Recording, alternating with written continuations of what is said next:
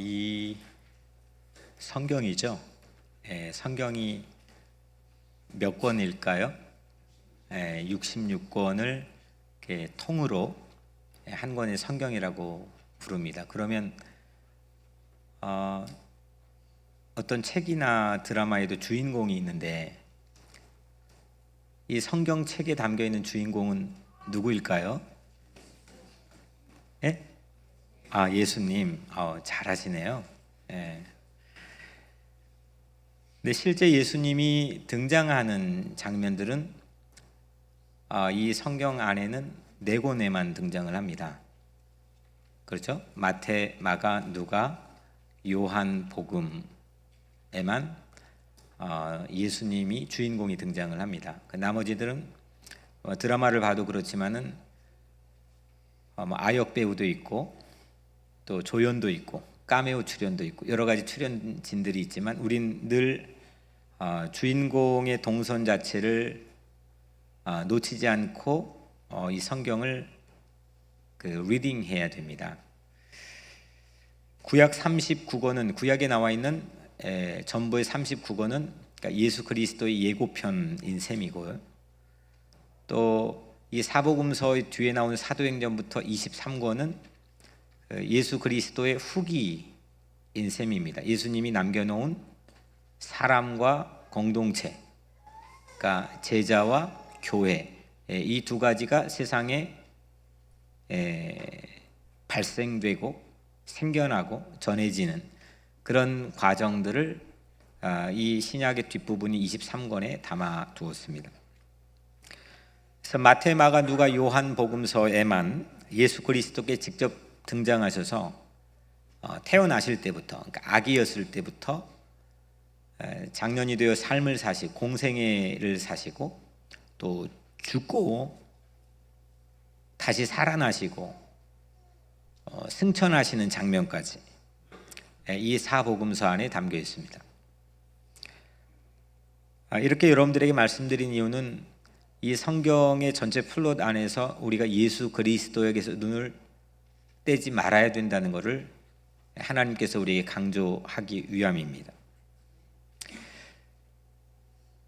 근데 4권으로 우리가 좁혀보면 4권 안에서도 예수님께서 여러 가지를 했습니다.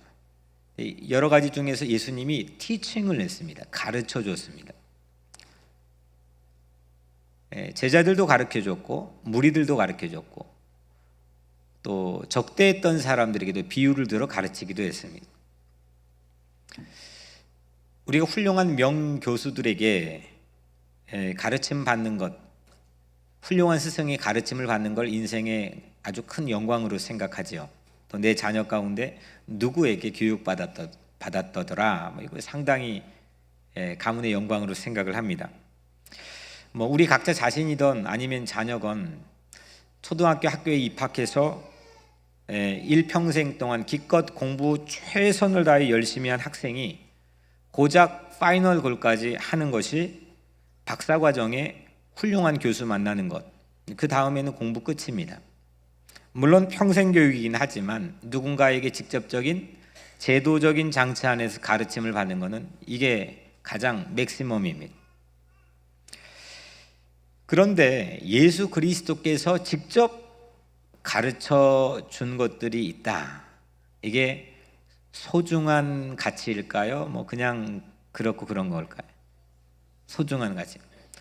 저도 초등학교 5학년 그리고 중학교 2학년 이 두 선생님은 평생에 잊혀지지가 않습니다. 저에게 중요한 가르침을 줬기 때문에 거기에 대해서 상당히 자부심과 자랑을 마음속에 간직하고 살고 있습니다. 그런데 그거와 비교도 되지 않게 이 성경을 가지고 있는 여러분들에게 예수님의 직접적인 가르침, 이거를 좀 전문적인 용어로 Q 자료라고 합니다. 예수님이 직접 가르쳐준 내용들이 우리에게 있다. 이건 어마어마한 영광이고 우리의 삶의 가치입니다.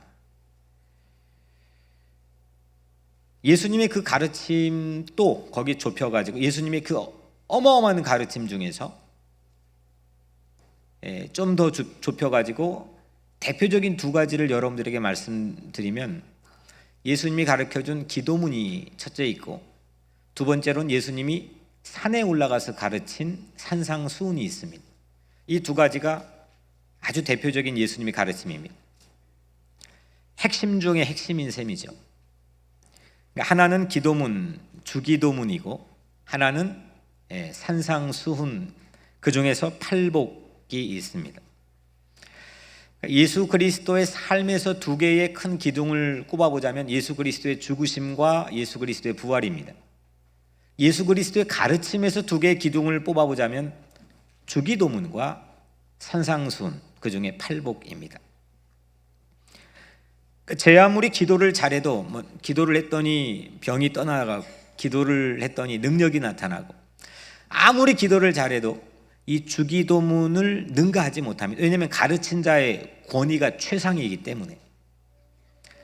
아무리 설교를 잘해도, 설교를 통해 수없는 역사를 이루었어도 이 산상수훈의 예수의 가르침을 능가하지 앞서지 못합니다. 왜냐하면 이 가르친 자의 권위가 가장 최상이기 때문입니다. 아멘. 그래서 주기도문과 팔복은 성경에 나온 이 기도와 설교의 두 기둥입니다. 주기도문은, 그 중에 주기도문은 수직선입니다. 하나님과 나 사이의 관계를 가르쳐준 기도문입니다. 이걸 오늘날 우리말로 해보자면 영성교본입니다. 영성, 어떻게 하면 영성을 깊게 할 것인가, 하나님과 우리 사이를 친밀하게 할 건가, 깊이 들어갈 건가. 반면에 산상수훈의 팔복은 수평선입니다. 나와 이웃 사이의 생활교본입니다. 생활교본의 종착역을 가보면, 이 팔복의 끝에 가보면 다 전부 다가 복이 있나니. 자, 한번 따라해. 복이 있나니. 복이 있나니, 복이 있나니, 복이 있나니, 복이 있나니, 복이 있나니. 8번을. 8번 다 안 한 것 같은데 저는. 여튼 복이 있나니. 그래서 오늘부터 하나님께서 이제 서문 시리즈가 끝나서 허탈감에 빠져있는 이 설교자에게 뭘 하나님 전하면 되겠습니까? 라고 생각하는 중에 하나님께서 복이 있나니 이 시리즈를 8번에 걸쳐서 이 강단을 통해 전하게 하시는 것 같습니다. 복이 있나니, 이거는 행복입니다. 실제로 이 복이 있나니, 이 복의 원어는 축복하고는 조금 우리가 사용한 축복, blessing과는 다른 단어입니다. 하지만 행복, happiness, 행복과 이 복은 동일한 의미입니다. 오늘 이 우리가 주어진 이 말씀 안에 3가지 단어를 중심으로 오늘 말씀을 살펴보려고 합니다. 복이 있나니, 복과, 그리고 심령이 가난한 자는, 그리고 천국이 그들의 것입니다. 그래서 오늘 이 팔복은 예수님이 직접 우리에게 가르쳐 주신 생활 교본인데, 행복에 이르는 지름길 8가지를 우리에게 알려준 겁니다. 그러니까 사람이 목적지에 도달하는데 여러 가지 길이 있잖아요. 돌아갈 수도 있고, 돌아가지는 않더라도 엄청난 난코스일 수도 있고, 근데 또 어떤 길이 있느냐, 숏컷이 있습니다. 지름길이 있습니다. 속이지 않는 정확한 길이 있습니다. 이 8가지가 우리 모든 인생이 다 소망하고 있는, 그리고 그 행복을 통해서 하나님을 기쁘게 영광스럽게 할 수 있는 행복의 종착역에 도달하게 하는 8가지의 숏컷을 오늘 이 팔복 안에 예수님께서 우리 가르쳐 주고 있습니다.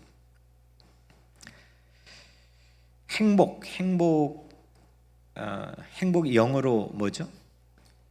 happiness. happiness. 근데 이 행복의 어원은 뭘까요? 행복의 어원, happiness의 어원. 이 happiness의 어원은 happen. 앞에가 비슷하죠? HAPP. happen, happiness. 그래서 행복은 발생하는 겁니다. happen, 발생하다, 일어나다. 그죠? 그러니까 뭔가의 노력에 의해서 쟁취하고 소유하는 게 아니고 그냥 일어나는 겁니다. 그리고 발생되는 겁니다. 복이 있나니, 이 복은 우리가 열심히 도덕적으로 노력하고 또 열심히 그 마음을 갖기 위해서 애써서 쟁취하고 소유하는 게 아니고 일어나는 겁니다. 그래서 이 말씀을 많은 경우 이게 다운그레이드 시키는 경우가 있어요. 예수님이 이 말씀을 하신 유명한 말씀이니까 이게 어떻게 심령이 가난한 겁니까? 이게 내 마음을 자꾸 비워내고 또 포기하고 집착하지 않고 윤리적이고 도덕적인 말씀으로 다운그레이드 시키는 경우가 있는데, 그것과는 천양지차의 말씀의 뉘앙스를 가지고 오늘 예수님 우리 가르쳐 준 겁니다. 이거는 일어나는 겁니다. 그냥 발생되는 겁니다. 그 8가지 마음, 이 8가지 마음의 자리에 자연적으로 발생한, 씨앗을 심으면 그냥 땅을 뚫고 나오는 겁니다. 그 씨앗 땅 속에 들어가 농부가 씨앗하고 같이 씨름을 해가지고 그 씨앗이 야, 너 이거 잘 커야 된다. 너 이거 안 크면 나는 큰일 난다. 해가지고 씨앗이 땅을 뚫고 나온 게 아닙니다. 물론 물을 주고 또 여러 가지 노력을 가하긴 하지만 자연 발생적으로 이게 자연의 법칙입니다. 일어나는 겁니다. 발생하는 겁니다. 이렇게 하나님께서 설계해 주셨습니다. 이렇게 만들어 버렸습니다. 복은 이렇게 만들어진 겁니다. 제가 막 여러분들에게 막 목에 힘줘가지고 막 축복을 받으십시오 뭐 해가지고 막 그렇게 해가지고만 복이 만들어진, 그냥 복이 일어나는 겁니다.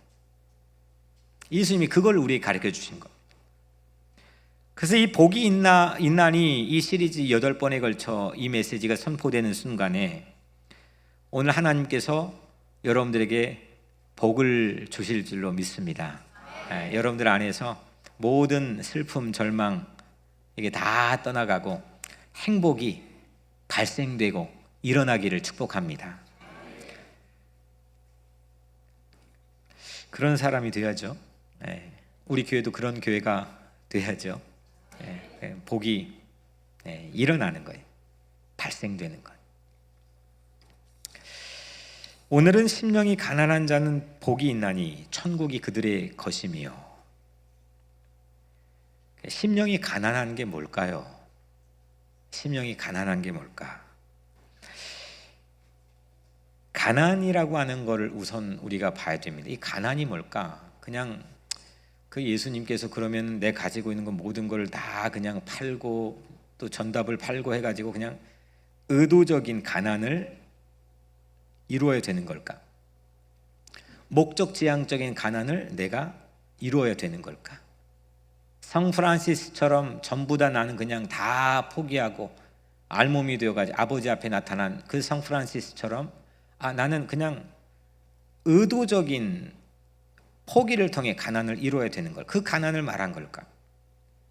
물론 그 가난도 포함될 수도 있겠지만 이 가난의 이 말에 담겨 있는 예수님 말씀했을 때 이 의미는 지금 우리가 생각한 이 가난의 의미하고는 조금 차이가 있습니다.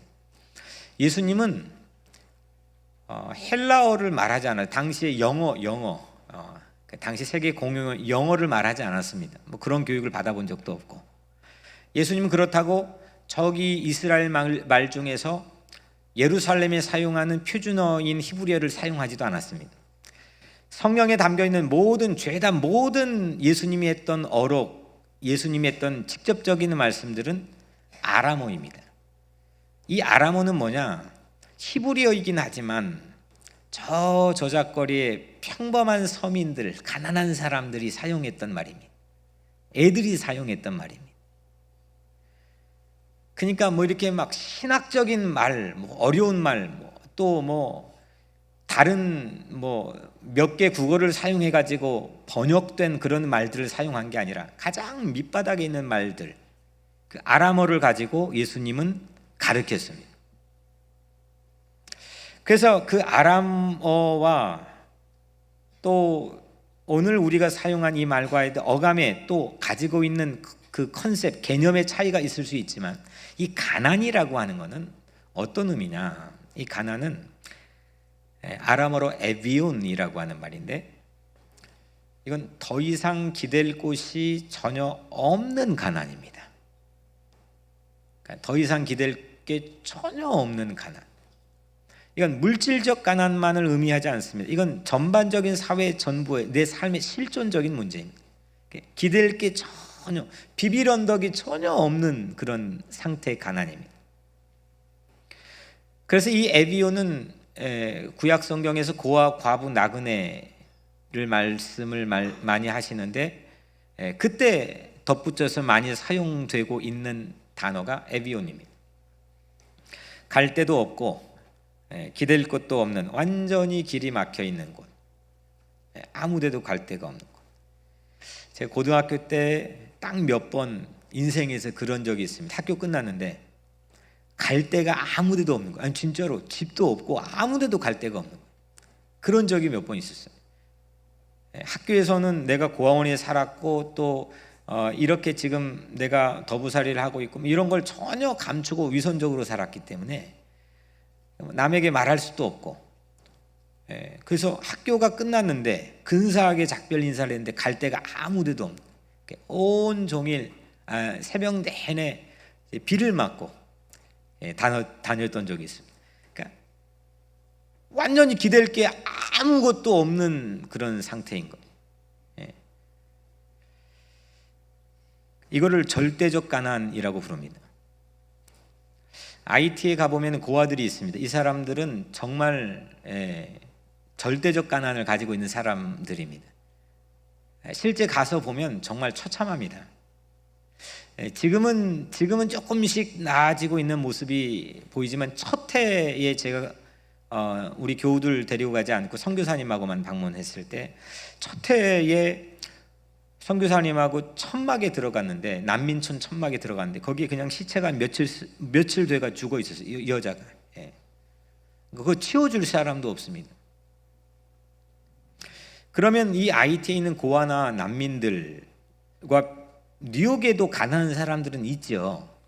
뉴욕에 우리 가운데 가난하다라고 하는 것을 비교한다면 비슷합니까? 비슷해요? 여러분들 안에서 나는 가난하다 하는 사람이 있어요. 난 너무 가난하다. 이런 그러면 상태와 IT에 있는 고아가 가지고 있는 가난과 비슷합니까? 우리가 난 집값 낼 것도 없고, 난 자녀를 양육할 것도 없고, 기저귀 살 돈도 없고, 뭣도 없고, 차 살 돈도 없고 뭐 하지만, 뉴욕에 충분히 그런 가난들이, 이게 빈부격차의 이게 차이가 더 급증됨을 통해서 많이 있지만, 저기 IT를 가보면 이건 비교가 되지 않습니다. 비교가 되지 않습니다. 여기는 상대적 가난입니다. 사실 제가 사는 시대, 제가 아무리 어려웠어도 저도 상대적 가난에 포함되어 있는 가난인 겁니다. 누구하고 비교해서 나는 뭐가 부족하다는 거예요. 누구하고 비교해 보니까 나는 뭐가 결핍되어 있다는 거예요. 이걸 상대적 가난입니다. 절대적 가난은 내가 생존하고 사는데 이건 아무것도 길이 보이지 않고 아무것도 비빌 언덕이 아예 없는 겁니다. 그렇다고 이렇게 말하다 보니까 이건 그럼 물질적 가난이냐? 물질적 가난이 절대로 아닙니다. 이거는 내 실존 전제의 전체를 묻고 있는 영의 가난입니다. 이거를 보통 마음이 가난한 자 이렇게 보기도 하는데, 누가복음은 아예 마음, 심령 이걸 다 빼고 가난한 자는 복이 있나니 누가복음 6장에 말씀하고 있죠. 여기 마태복음 5장 3절에 말하고 있는 심령이 가난한 자, 이건 영어로도 스피릿, 영이 가난한 자입니다. 그러니까 마음이 마인드가 가난한 게 아닙니다. 그러니까 자꾸 이 복음 자체를, 예수님의 어떤 복음, 그리스도의 복음 자체를 심리 수준은, 심리학 수준이나 아니면 사회 경제 정치적인 수준으로 이걸 다운그레이드 시키는 경우가 있는데, 이게 그렇지 않습니다. 이건 영입니다.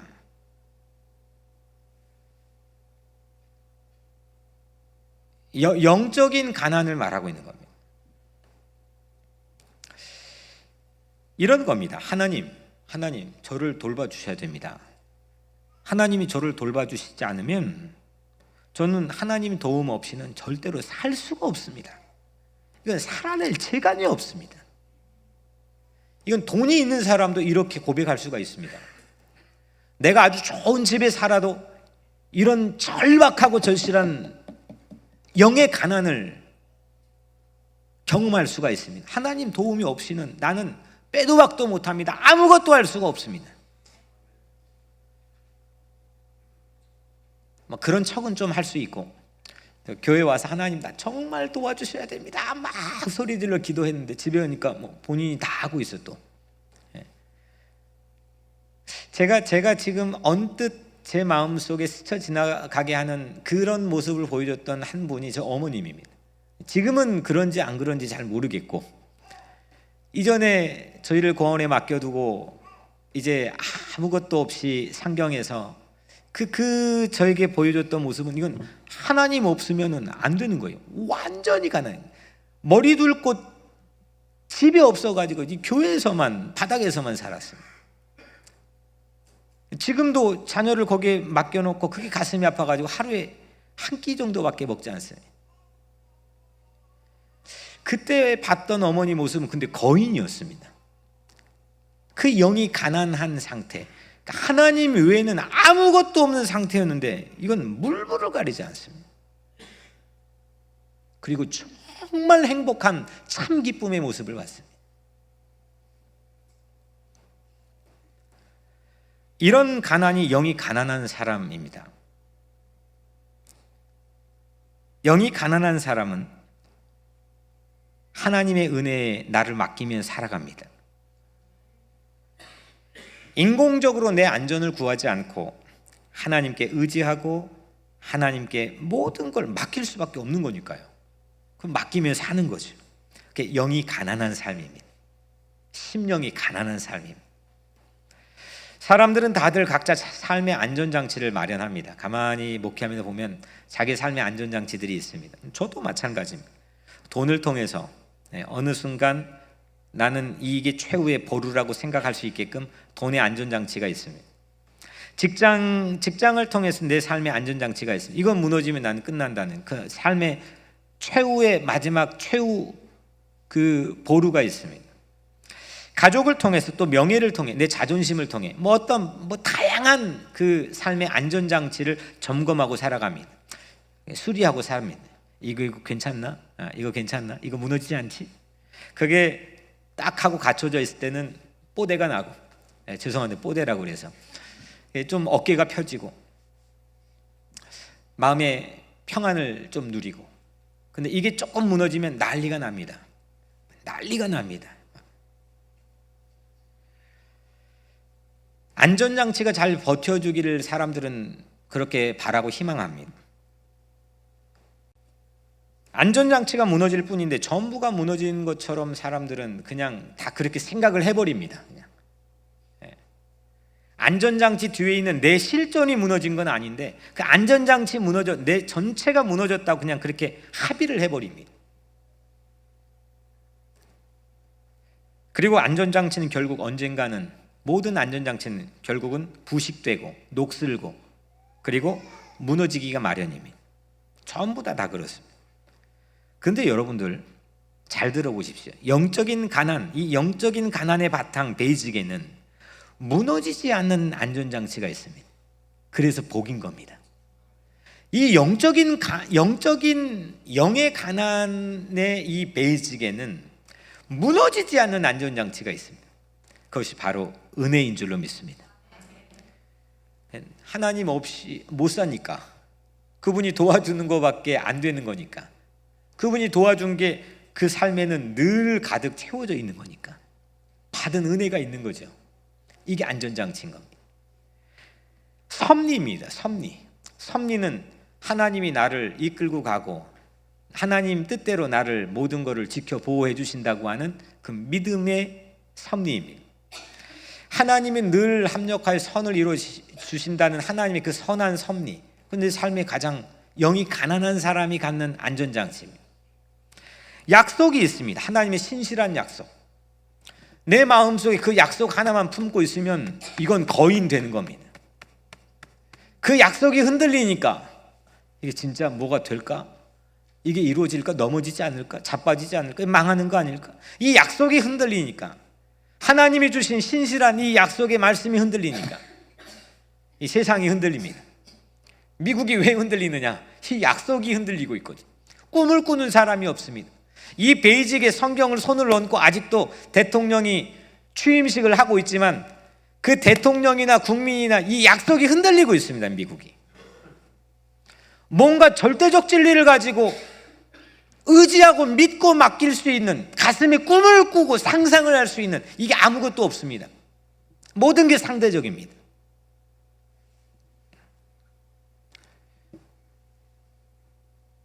역사가 100년만 있었던 게 아닙니다. 1000년만 있었던 게 아닙니다. 수천 년 동안 역사가 진행되어 왔습니다. 그 역사를 보면 그 역사가 움직여가는 이 생물처럼 살아 움직이는 과정을 보면 무엇에 의해서 역사가 진보하고 발전했는지 우리는 간파할 수가 있습니다. 은혜, 하나님의 은혜, 섭리, 하나님의 섭리, 약속, 하나님의 신실한 약속, 이건 결코 무너지지 않는 안전장치인 줄로 믿습니다. 이 안전장치에 기대어 산 사람은 세상의 안전장치에 기대어 산 사람, 그 안전장치가 무너질 때 모두 다 같이 무너지지만 무너지지 않는 하나님의 은혜, 섭리, 그 약속에 기대어 산 사람, 그것밖에 기대할 것이 없는 사람, 그래서 영이 가난한 사람은 그 무너지는 것이 아니라 복이 있는 사람, 행복한 사람이 된 줄로 믿습니다. 여러분들 행복하게 사시기를 축복합니다. 행복하게, 우리 옆 사람 한번 인사해봐. 우리 행복하게 삽시다. 행복하게 삽시다. 그냥 하라고 한다고 해서 그냥 하지 말고 진짜 내 마음속에 오늘 하나님 내가 한 번 사는 인생 행복하게 살아야 되는 거 아닙니까? 우리가 자식 키우는데 자식에게 바라는 게 뭡니까? 정말 자식 행복하고 건강하게 사는 것 이외에 또 부모가 뭘 바랍니까? 우리 하나님께 영광과 기쁨을 돌려드린다는 삶이, 하나님 우리 보고 야 좋다라고 하는 건 우리가 행복하게 사는 겁니다. 그 참된 행복이 어디에서 일어나는 건가? 발생되는 건가? 영이 가난한 자리, 하나님밖에 의지할 곳이 없는 사람, 하나님만 의지하고 사는 사람, 흔들리지 않는 안전장치가 확고부동하게 있는 사람, 이런 사람이 행복한 줄로 믿습니다.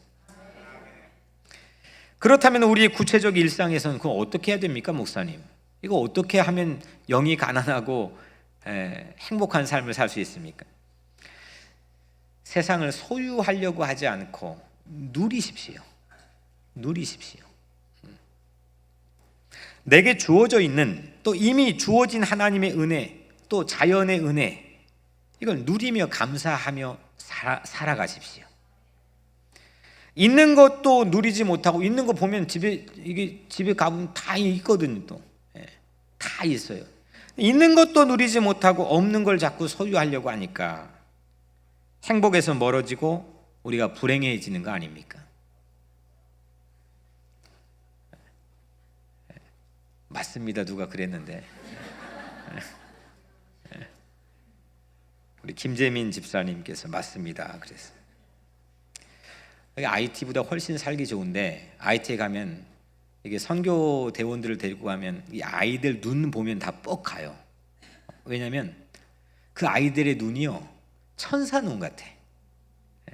근데 그 아이들의 발에는 신발이 안 씻겨져 있고 옷도 다 벗고 있고 배가 너무 고파가지고 배가 이게 공기가 차가지고 배가 불룩하고 머리는 다 이렇게 구멍이 나 있고, 근데 아이들은요 뉴욕에서 볼 수 없는 표정들이 나와요. 뉴욕에서 볼 수 없는 눈망울이 나와요. 근데 이 아이들이 10대만 가면 지옥에서 온 사자처럼 눈이 바뀝니다. 이게 눈이 바뀌는 거예요. 영이 가난한 사람, 이거는 내 삶의 환경과 또 내 가지고 있는 소유의 양에 따라서 움직여지는 게 아니라는 겁니다. 1900년 중반에 이게 전 세계 젊은이들을 아주 획가닥 뒤집어 놓았던 에리 프롬이라고 하는 사람의 소유냐 존재냐, 이 책 딱 내밀지 않았습니다. 이미 예수님이 2000년 전에 말한 거예요. 우리는 자연 발생적으로 일어나는 존재의 의미를 가지고 사는 거지, 내가 가지고 있는 소유와 쟁취와 성취를 통해서 행복을 누리는, 그렇게 우리가 설계되지 않았다니까요. 그 백날 해봤자, 그 넣어봤자 또 바다의 소금물을 먹는 것처럼 계속 목마를 뿐이고, 있는데도 불구하고 없는 것 같고 정말 천하의 그런 불행한 사람이 없는 것처럼 보이는 그런 비참한 사람, 얼마나 세상이 많은지 모릅니다. 오늘 이 말씀을 듣고 있는 사랑하는 뉴욕 우리 교회 모든 성도 여러분들, 꼭 행복하시기를 주의 이름으로 축복합니다. 영이 가난해진다. 저도 영이 가난해져야 되는데, 영이 가난한 사람은 행복한 사람입니다. 그들이 누리게 될 복이 뭐냐? 세 가지라고 그랬죠. 복, 그 다음에 영이 가난한 사람, 마지막 그 복이 뭐냐? 그 복의 실체가 뭐냐? 영이 가난한 사람은 무엇을 누리느냐? 예수님은 어떻게 가르쳐 주셨죠? 천국이 그들의 것이다. 천국이 그들의 것이다 했어요. 이 오늘 말씀을 준비하면서 참 엄청난 그 메시지를 주셨는데, 예수 그리스도에게 핵심 메시지는 천국입니다. Kingdom of Heaven, 영어로 하면 킹덤입니다. 나라입니다. 왕국, 새로운 나라입니다. 이게 예수님의 핵심 메시지입니다. 오늘 첫 번째 8가지 복 중에 첫 번째 복인 심령이 가난한 자는 복이 있나니 천국이 그들의 것이며, 마지막 8번째 복인 10절에 의를 위하여 박해를 받는 자는 복이 있나니 또 뭘까요? 그것도 천국이 그들의 것이며. 그러니까 이 팔복은 천국과 천국이 보자기처럼 이 8가지를 감싸고 있는 거예요. 그러니까 Kingdom of Heaven, 하늘의 왕국이 8가지를 쫙 하고 보자기처럼 감싸고 있는 게 팔복입니다. 마태복음 그 오늘 5장의 말씀 이전에, 그러면 1장부터 4장 말씀을 제가 찾아봤는데, 이 Kingdom of Heaven, 하늘 왕국, 이게 킹에 관련된 말씀을 다 한번 찾아봤어요. king, 또 kingship, 또 kingdom, Kingdom of Heaven, 하여튼 킹이 나오면 다 찾아봤어요. 상당히 많았어요. 마태복음 2장 1절 말씀에 헤로드 왕 때에 예수께서 유대 베들레헴에 나심에, 예수님이 태어날 때를 지금 마태가 그거를 기억해, 영감을 받아 기록했는데 뭐라고 했느냐? 헤롯 왕 때에. 그러니까 마태는 예수님의 탄생을 헤롯 왕, 헤롯 킹 때라고 이걸 직시했습니다. 헤롯 왕은 어떤 사람이냐? 헤롯 왕은 로마 당시 세계를 제패하고 있는 로마 제국, 로마 엠파이어에서 이스라엘에 파견한 분봉왕입니다. 그러니까 옛날 그 이토 히로부미를 일본에서 제국주의 시대 때 한국에 파견한 것처럼 그런 비슷한 대동소이한 존재입니다. 마태는 이 제국의 왕국 시스템에 아주 익숙한 국세청에 근무했던 사람입니다. 이스라엘 사람들의 세금을 징수해서 그걸 로마 제국에 상납하고, 그로 인해 막대한 뒤로 돈을 숨겨가 막대한 부를 쌓았던 사람이 마태입니다. 마태는 로마 제국에 빌붙어 산 사람이고 로마 제국의 파워가 무언지를 아는 사람입니다. 전문가입니다. 어떻게 하면 거기에 빌붙을 수 있는지, 거기에 빌붙는 게 어떤 파워인지, 모든 걸 어떻게 이기는지 마태만큼 꿰뚫고 있는 사람이 아마 없다 생각이 될 정도로 거기엔 일가견이 있는 전문가입니다. 근데 마태의 눈에는 예수님이 그런 때 태어났다. 헤로드 왕 때 로마의 뒷배를 가지고 모든 것을 다 호령하고 이길 수 있는 헤롯 왕 때에 예수가 태어났다. 이거 놓칠 수가 없는 건 마태 눈에는 뭐 이런 일이 있냐는 겁니다. 그리고 2장 2절에 바로 다음 절에 유대인으로 왕으로 나신 이가 어디 있느냐. 동방박사가 와서 헤롯 왕에게 물었죠. 마태 눈에는 이것도 놓치지 못했습니다. 로마 왕국에서 유대인의 왕이 태어났다. 로마 제국의 뒷배를 가지고 있는 헤로드 왕 치하에서 유대인의 왕이 태어났다. 근데 3절에 보니까 그 헤로드 왕이 두려웠다. 온 소동이 일어났다. 아니 그거를 마태가, 여러분들이 마태라면 그걸 봤다면 어떻게, 이런 신기한 일이 어디 있냐는 겁니다.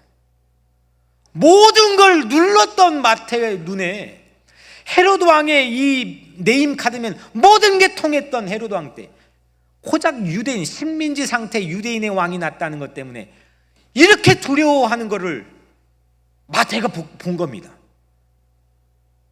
아니 이런 걸 좀 봐야 되는 거 아니겠습니까? 우리가 맨날 그냥 뻔할 뻔짝, 개천에 요즘엔 욕 나는 게 거의 불가능한 시대에 살고 있죠. 역전이라고 하는 게 거의 불가능한 시대에 살고 있는데, 그것도 베들레헴에서, 마구간에서 조그마한 아기가 태어났는데 그게 유대인의 왕이라고 찾아온 동방박사의 말에 헤롯 왕이, 그 왕국이 온통 소동이 일어났습니다. 그리고 그래서 헤롯 왕은 2살 아래의 남자아이를 전부 살해했습니다. 이런 끔찍한 팔로시를 그대로 입안할 정도로 엄청난 두려움을 가지게 되었습니다. 마태 눈에는 세례 요한의 설교도 놓치지 못했습니다. 마태복음 3장 2절에 세례 요한이 외쳤죠. 회개하라, 천국이 가까이 왔느니라. 하늘 왕국이 눈앞에 왔다는 겁니다. 그것도 그냥 메뚜기하고 석청만 먹고 광야에서 아주 가난한 모습으로 뛰돌아다니는 세례 요한의 입술에서 나온 걸 이 마태가 이거 이해가 안 되는 겁니다. 이게 뭐지? 뭐 좀 좋은 차를 타고 있던, 아니면 가난할지라도 그의 어떤 뭐 신망 있는 권세가 있던, 근데 세례 요한의 입술에 하늘 왕국이 가까이 왔다. 예수님이 세례받을 때 하늘이 열렸습니다. Open the heavens. 그냥 스카이가 열린 게 아니라 heaven이 열렸습니다. 그리고 거기에서 음성, 소리, 사운드가 들려왔습니다. 3장 16절 17절 예수께서 세례를 받으시 곧 물에서 올라오실 때 하늘이 열리고 하늘로부터 소리가 있어 말씀하시죠. 하늘 왕국이 열렸다, 오픈됐다는 거예요. 예수님이 마귀에게 유혹을 당하죠. 3가지 시험을 당하는데 마지막 시험에서 4장 8절에 마귀가 또 그를 데리고 지극히 높은 산으로 가서 천하만국과 그 영광을 보여줍니다. 천하만국, 영어로 하면 All the kingdom of world. 마귀가 보여준 건 뭐냐? All the kingdom of world. 예수는 All the kingdom of heaven.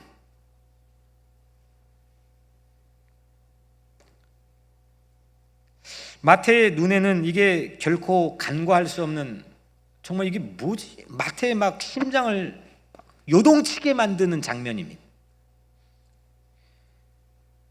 All the kingdom of heaven.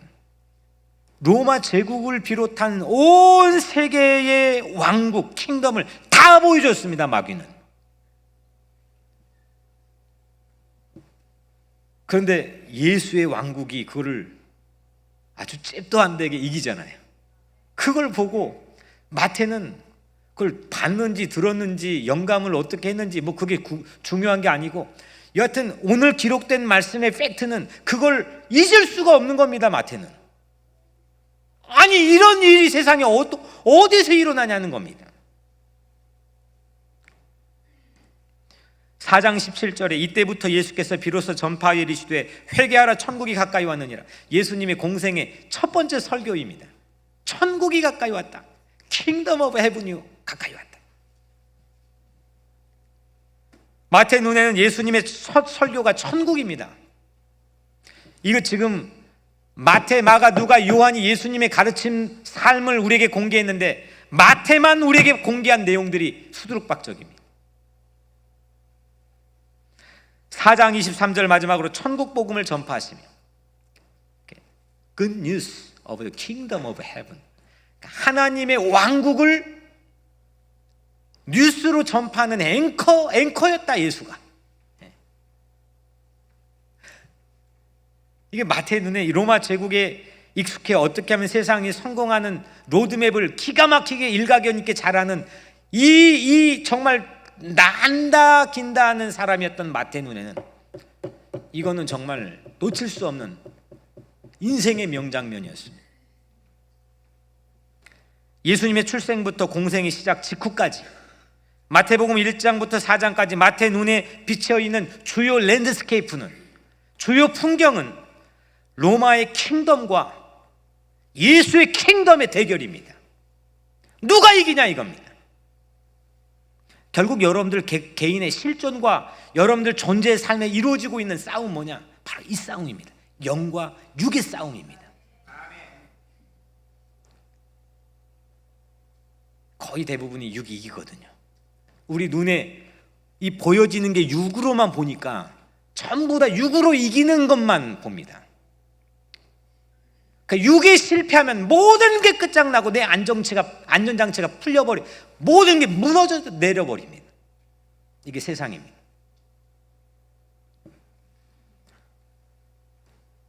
예수님은 오늘 천국 보자기로, 이 킹덤 보자기로 쫙 감싸진 팔복 말씀, 8가지의 복의 말씀을 우리에게 전해줍니다. 마태의 눈에는 로마 제국의 왕국은 백전백승이었습니다. 져본 적이 없습니다. 이 킹덤 명함 하나면 이건 그냥 끝나는 겁니다. 그게 거기 붙어 살았던 이유입니다. 그걸 떨어져 나올 수가 없었습니다. 그런데 예수님을 따르기 시작한 가장 큰 이유가 뭐냐? 로마 제국의 왕국이 두려워하고 결국 하나님의 킹덤이 승리하는 이 장면을 이 마태가 목격한 겁니다. 예수 믿으면서 우리는 이걸 목격해야 되는 거 아닙니까? 이거 목격하면 세상에 나게 두려울 게 뭐가 있겠습니까? 우리는 어렴풋하게 마태의 자리에 매우 빈번하고 익숙하게 서 있는지도 모르겠습니다. 이 앞에 있는 목사도 마찬가지로 세상에 아주 많이 노출되어 있기 때문에 그렇게 세속화된 영의 파워를 가지고 오늘 마태가 뒤집어진 인생을 살았던 것처럼 그런 삶으로 우리 주님은 우리를 초대했는데 우리는 자꾸 실패하고 패배한 전적들만 내 삶의 가슴에 새겨가지고 살고 있는지도 모르겠습니다.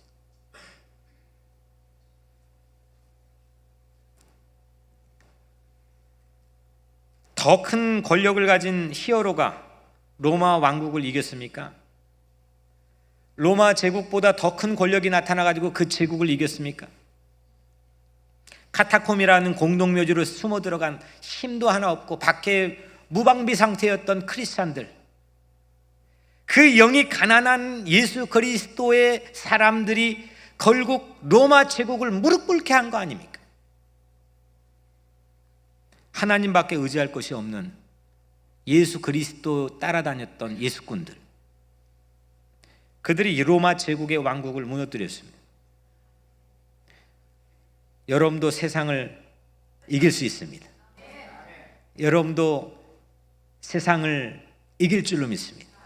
All the kingdom of the world, 마귀가 우리 앞에 그 카드 가지고 아른거리고 유혹할지라도 내가 단 한 번 그 예수의 킹덤이 그걸 무자비하게 이기는 모습을 체험했다면 내 마음에는 오늘 마태처럼 감당하지 못할 부풀어 오는 용기와 샘솟는 담대한 마음이 내 마음을 채울 것입니다. 영이 가난한 자리에서 그래서 천국을 누릴 수 있는 겁니다. 교회는 가난해야 됩니다. 그래야 천국을 보여줄 수 있습니다. 교회는 영이 가난하기도 하지만 한편 물질이 부할 필요는 없습니다.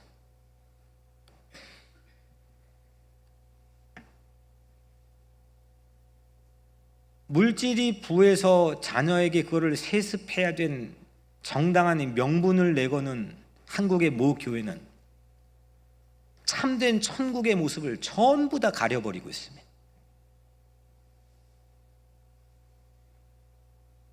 우리 교회는 죄송하지만 제가 발견하지 못한 부자들이 우리 교회에 있을지 모르겠지만 우리 교회는 그닥 세계적인 부자는 아직 없는 것 같습니다. 전 이걸 너무 고맙게 생각합니다. 혹자는 목사님이 좀 부자들을 축복해주고 이렇게 해야 좀 부자들이 몰려오는 교회가 돼서 우리가 사역을 멋있게 하는 거 아닙니까? 이렇게 말하는 얘기도 들었습니다. 근데 제 마음속에서는 세상에 있는 모든 부자 교회들은 지금 그 부동산과 물질에 대한 부 때문에 다툼으로 몸살을 앓고 있습니다. 미국 교회도 우리 노예 가보면 마찬가지. 가난한 교회들은 안 싸워요. 하나님 아버지가 우리 언제 일 시키려고 우리 자녀 삼았습니까? 우리가 하나님의 집에서 일하는 그 일꾼입니까? 우리는 자녀로 불러주셨어요. 행복하라고. 아니 우리가 어차피 교회로 한번 모여서 교회 승부를 걸고 교회 한번 몸짝을 붙이고 교회다운 교회를 세우려고 한다면 예수님 말씀하셨던 그런 교회를 세워야 되는 거 아닙니까? 근데 또 그렇다고 우리가 그렇게 세계적인 부자가 없다고 해서 못하는 일이 뭡니까? 뉴욕에 할 일 우리 교회 다 하고 있지 않습니까? 심지어 큰 교회 못한 일 다 하고 있지 않습니까? 마음을 하나로 뭉치는 게 무엇보다 중요한 거고 행복을 누리는 깨어있는 영이 가난한 사람이 얼마나 있느냐가 중요한 겁니다. 저는 오늘 우리 교회가 부패하지 않기 위해서 이 교회가 부자가 될 필요는 없다. 그냥 한 달 근근하게 우리 맨날 당회에 모이면 그냥 오늘 이 살림을 어떻게 꾸릴까 노심초사하면서 우리 장로님들 얼마나 수고한지 몰라. 그냥 나는 막 가고 막 우리 장로님들은 막. 근데 우리가 또 못하는 게 뭡니까? 우리가 불행한 게 뭡니까? 비교하면 불행해집니다. 근데 예수님은 우리에게 강하고 담대하게 살아갈 수 있는 킹덤을 주었습니다.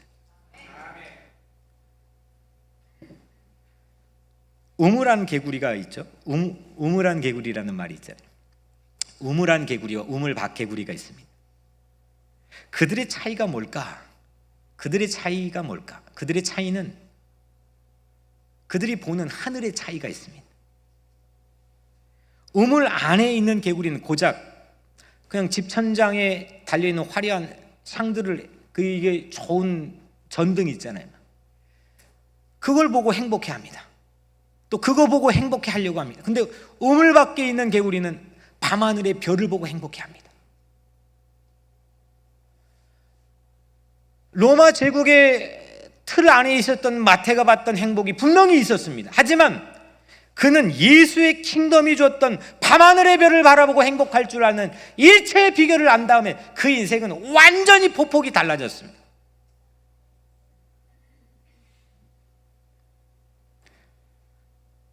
우리는 더 이상 우물 안 개구리가 아니라 우물 밖에 있는 개구리가 되기를 주의 이름으로 축복합니다.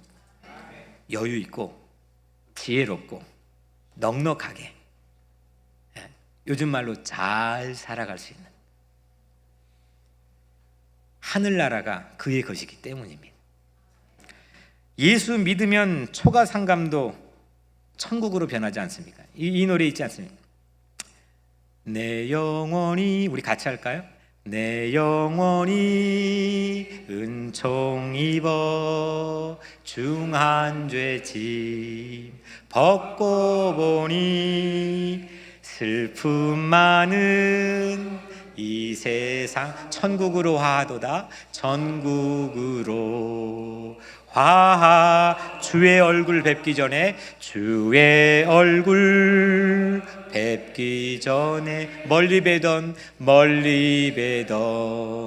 하늘나라 내 마음속에 이루어지니 날로 가깝도다. 높은 산이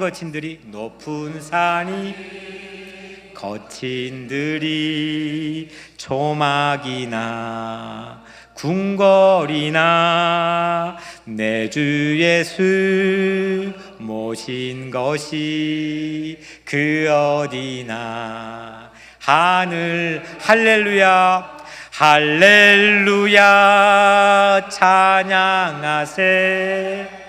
내 모든 죄 사함받고 주 예수와 동행하니 그 어디나 하늘나라.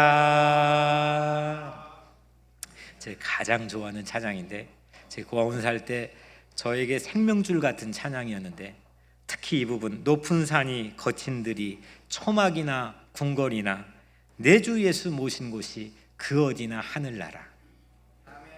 오늘 여러분들이 서 있는 가정, 여러분들이 서 있는 직장, 여러분들이 서 있는 세상 어디인 주님 예수 모시고 하늘나라 킹덤 누리게 되기를 주의 이름으로 간절히 축복합니다. 제가 요즘 이민자보호교회를 섬기고 있는데, 이민자보호교회는 영이 가난한 사람이 할 수 있는 천국 운동이라고 생각합니다. 이것저것 재고 이것저것 분석하면 할 수 없는 운동입니다. 서류 미비자들과 함께 울고 함께 웃는 천국 운동입니다. 그들이 얼마나 공포와 두려움 가운데 거리를 활보하고, 그들이 얼마나 공포와 두려움 가운데 퇴근하는지,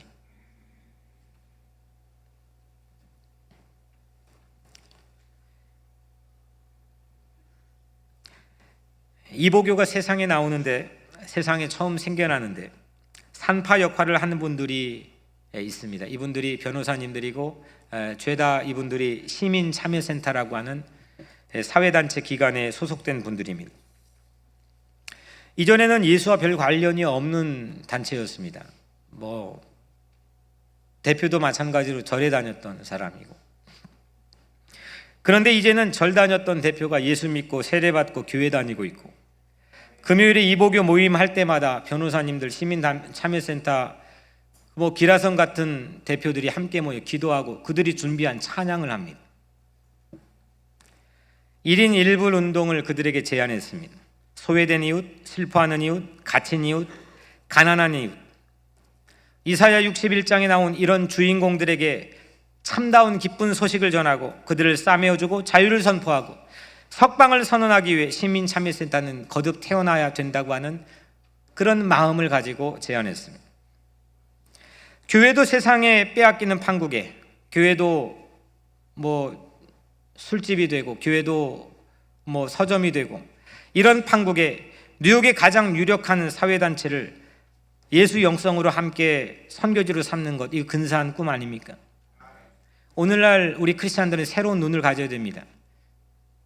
맨날 우물안 개구리처럼 우리 교회, 또 우리 편, 또 예수 믿는 사람이 세워놓았는지, 그건 이미 우리는 수세에 몰려 있습니다. 매우 뒷걸음질 치고 있습니다. 이제는 이럴 때일수록 더 적극적으로 희망과 비전을 가지고 나가야 됩니다. 시민참여센터처럼 이 땅에 더 소외받고 헐벗는 이웃들을 위해서 그들이 예수의 정신과 복음을 가지고 세상에 나가서 일할 수 있도록 교회가 그들을 축복하고 교회가 친구로 삼아야 됩니다. 맨날 우리끼리 하는 거에서 벗어나야 됩니다. 이제 예수 천국으로 친구를 삼아야 됩니다. 예수가 로마 제국에 맞서 천국 복음으로 태어나고 광야 시험을 이기고 세례를 받고 설교하고 사역을 킹덤 드림을 가지고 한 것처럼, 우리들도 그 킹덤 드림을 가지고 물이 바다를 덮은 것처럼 세상을 덮어야 될 줄로 믿습니다. 영이 가난해야 됩니다. 영이 가난해야 됩니다. 이게 네 거냐 내 거냐, 내가 높냐 네가 높냐, 이 이야기 하다가는 절대로 영이 가난해질 수가 없습니다. 모든 걸 하나님에게 맡기고 옹졸한 소유의식에서 해방되어서 모든 것, 하나님이 누리는 것, 하나님 만드신 것 전부 나의 것임을 고백하고 거기에 기대어 의지하며 누릴 수 있는 그런 영이 가난한 천국의 주인이 되시기를 주의 이름으로 축복합니다. 사랑하는 성도 여러분, 여러분들이 서 있는 곳이 어디입니까? 거기에서 행복이 일어나기를 축복합니다. 행복이 일어날 것입니다. 행복의 사람이 될 것입니다. 세상 안전장치 기대지 마십시오. 도무지 무너질 생각을 하지 않는 하나님의 은혜에 의지하십시오. 무너질 수가 없는 하나님의 섭리에 의지하시기를 바랍니다. 영이 가난한 삶이 됩시다. 우리의 눈망울도 거듭납시다. 우리의 마음도 우리의 심장도 마태처럼 거듭납시다. 로마 제국도 우습게 봐버릴 수 있는 예수의 킹덤을 가지고 다시 한번 강하고 담대하게 세상을 향해 나갑시다. 이게 교회입니다. 이게 크리스찬입니다. 거기에 행복의 우물이 터질 것이고 거기에 그 자리가 행복이 일어날 것입니다. 팔복을 킹덤 천국의 보자기로 감싼 것처럼 여러분들의 하루도 킹덤 보자기로 감싸시고 여러분들의 자녀들도 킹덤 하나님 나라의 꿈을 가지고 보자기로 감싸시고 여러분들의 직장, 여러분들의 성경, 여러분들의 학업과 모든 일을 킹덤의 보자기로 감싸기를 주의 이름으로 축원합니다. 이때 내 교회도 내 직장도 내 민족의 남과 북의 백두에서 한라까지도 킹덤 천국이 감쌀 줄로 믿습니다. 이때 우리는 킹덤의 주인이 될 것이고 하나님이 사용하는 행복한 천국의 증인이 될 줄로 믿습니다. 기도하겠습니다.